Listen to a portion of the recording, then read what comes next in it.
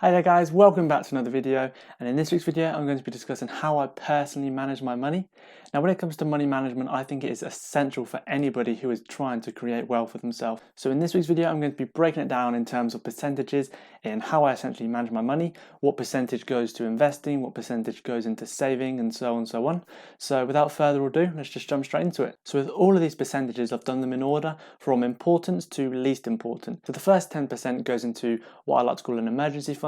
And basically, I only pay 10% into this on a monthly basis, and it's essentially just a last resort. It basically keeps me protected if all my other investments go wrong, and essentially I've got something to fall back on. So it's almost like my buffer in a sense, because if all my investing was to go wrong, then I know I'm not just stuck and I've still got some money in my emergency fund.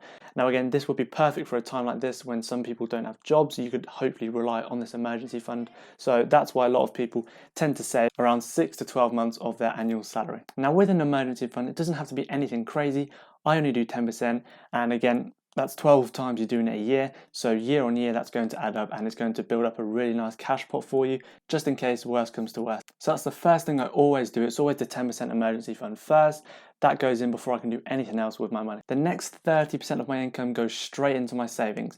Now, essentially, whether I'm doing this through a stocks and shares ISA or just a normal savings account, it's always 30%. Just so I know I've still got some money that is safe or in safer investments rather than putting all my money into some risky investments. Now, most recently, what I've been doing is I've been taking some of my savings out and I've been putting them into some really either safe stocks or some ETF and index funds. So, for example, I've currently invested in the Vanguard S&P 500 ETF, as well as the iShare Global Clean Energy ETF as well. Again, the only reason I did this is because they're going to be giving me a much better return than if I was to just leave it in a bank where I'm getting 0.2% interest. Again, I'm not expecting anything crazy with these ETFs, but usually it's anywhere from around 5 to 10% a year. So these first two that I've just spoke about, the emergency fund and the savings, I think both of these are absolutely crucial before you begin investing. The thing you don't want to do is just get paid and then invest all of it, because then again, you do want to have a bit of a reassurance that if you do lose everything in your investing, you've still got something to fall back on. So the first 40% is in the emergency fund and then the savings. The next 35% goes straight into investing. Now, the thing I tend to invest in the most is just the stock market.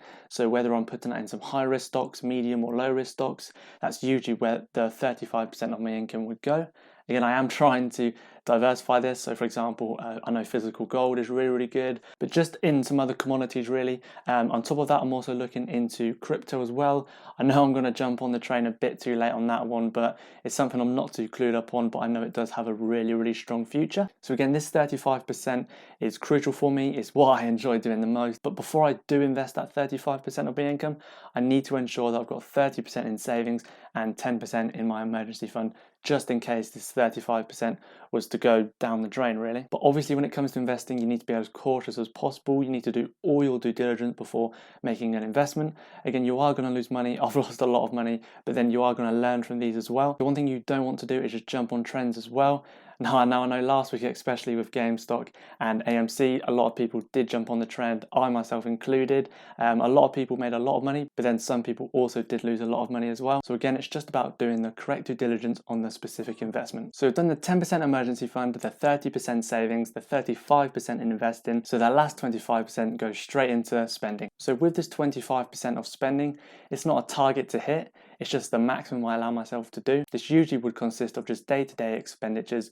But again, you don't really want to go over the 25% mark, or anyway, me personally, I've not got a lot of outgoings, so that's why it's reasonably low. But yeah, like I said, if I was to not reach that 25%, again, it's not a target. If I was to hit 20% maybe, that remainder of the 5% would go straight into the investing pot, just so I can essentially grow my money even more.